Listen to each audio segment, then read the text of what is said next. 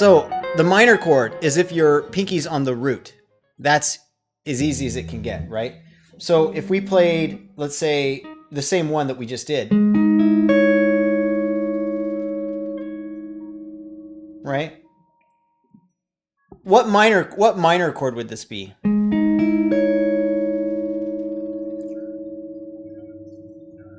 C sharp, right? Which means that this note with our index finger is our minor third, right? The 8th fret of the G string is going to be the 9. That's really cool. So there's a scale tone there.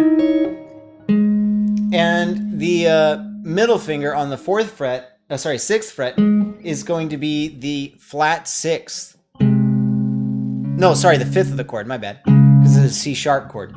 So there you go, it's a 5th. There's only one scale tone in it, and it's the 9. So you can use that.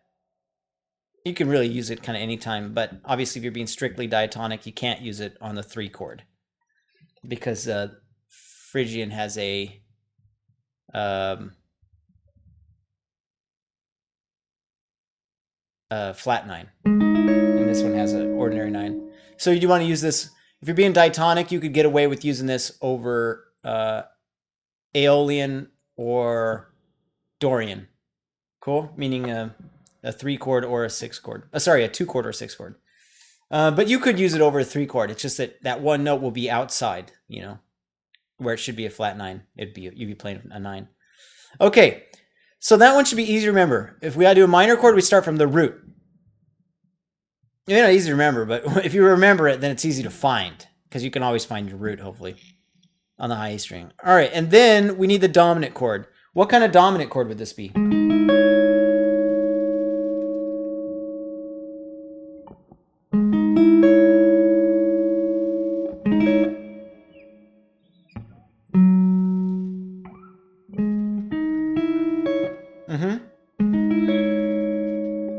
Here's what I do to find it.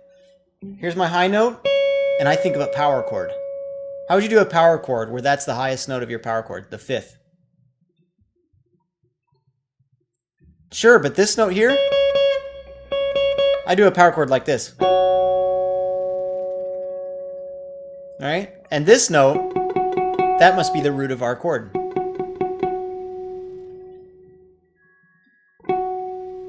What is that note?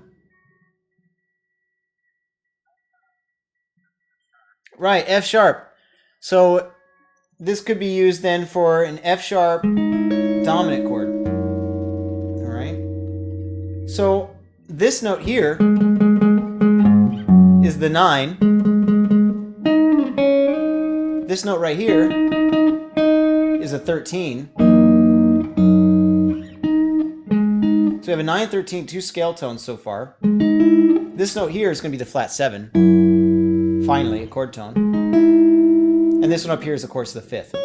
So it's kind of an interesting one in that there's no third. Right? F sharp would be here. Here. And we don't have a third. We've got a 9. We've got 2 scale tones and 2 chord tones. As opposed to all the other shapes, we had only 1 scale tone, and the rest were chord tones. So the other were stronger. This one doesn't really define the harmony extremely well. But it works in place of a dominant chord. Okay, so now, without looking, what's the high note? What does the high note have to be in order to be a minor chord? It's not. I didn't phrase that really well, but I don't know a better way to phrase it. Like basically an interval, right?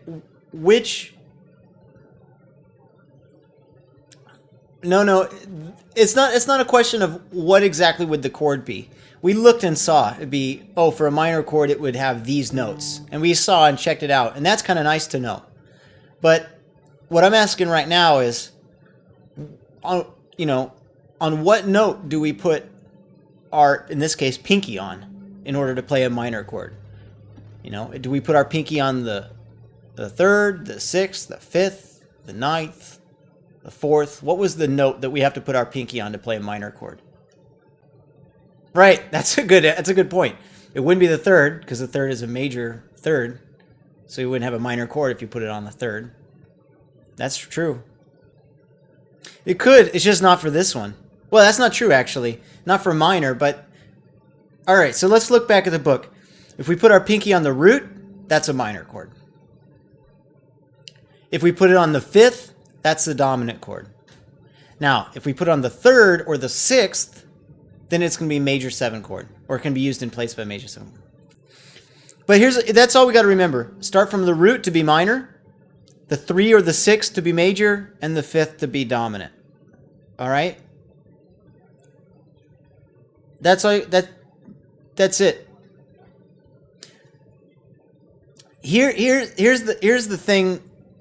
Here's how I did it. To be honest, I don't think I ever read the first. I mean, I might have read them once, but I got the point of how to use it, and I don't know. I've always been a little bit. I'd always rush into things a little bit. So what I did, and I don't know if that's completely bad. Basically, what it means is sometimes I waste more time because I go back and I kind of half-ass the thing over and over, like the directions. But in this case, it's kind of clear. You put the highest note on one of those notes. You know, we have them in numerical form, and then boom, we can play that in place of the chords. Let's try it now. That kind of thing. Boom. So let's actually open up the real book and try it. And I'll just remind us where we need to start from. So let's start with something like I want to do something that doesn't have anything except minor 7, major 7, and dominant 7. But also that's like a standard kind of tune that is like played out. So it's like one we know really well. Let's do All of Me. Page 20. So this song is one that's never played. I don't know, never, but it's not usually played the way we're gonna play the chords. Usually you hear this kind of thing. You know, that kind of I don't know, kind of. I don't know. I hear this played gypsy style a lot, gypsy jazz. But we're gonna try to use this as a vehicle to practice our chords. So C6. That's funny. That might be a good... I mean, if we start on the 6th, we'll have a 6th, right? We can either start on the 3rd or the 6th. Now, if we start on the 6th, we'll have a 6, kind of like it says. But we'll also have a major 7, and that means we've already broken the rules. They didn't call it a C major 13 chord, which would imply there was a major 7 chord with a 6 on top. It's a C6, which means it goes to the 5th, has a 6th, probably instead, but maybe maybe also, but it doesn't have a 7th. That's what's implied. Now, these are the rules that people break all the time. You could play a major 7, you could play a major 13, you could play a major 9, yada yada. But it's clear this is probably going to be perceived as a 1 chord. It is the first chord. So not a 4 chord, which means you probably wouldn't want Lydian, but then people even break that rule. So here's what I remember, because this shape is new to me too. I've never learned this one. I remember that if we start from the 3rd, we're doing Lydian sounds, and if we start from the 13, we just have our major 7 chord with the 13. Anyway, so I'm going to start from the 3rd just because, which is the Lydian one, just because it's easy to find for sure. Here's my C, right? And there's my 3rd of C. So I could do the shape here. Very uncharacteristic of how I'm used to hearing the song. But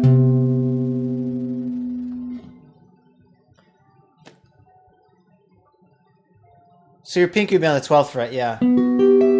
So it's going to go 9, 11, 8, 12. That's it. Okay. Oh, wait, maybe. Play it one at a time? Oh, yeah, it should be 9, yeah. So the space is in between your middle finger and your ring finger.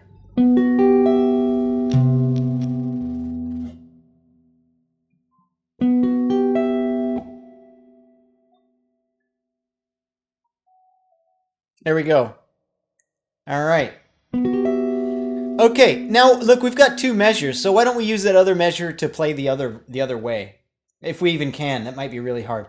So what we have to do is we have to put this high note on the 6th of the C, which means we're either going to do it on the 5th fret, which is going to be hard to stretch, which would be actually kind of nice, or we could do it an octave higher, right?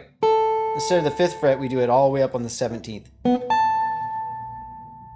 Right? And then we play that shape.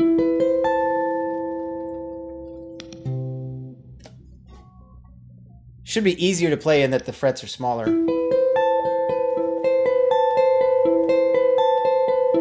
These chords sound so nice on their own that I could hear any genre, well, not any, but you could do like modern poppy type stuff on this.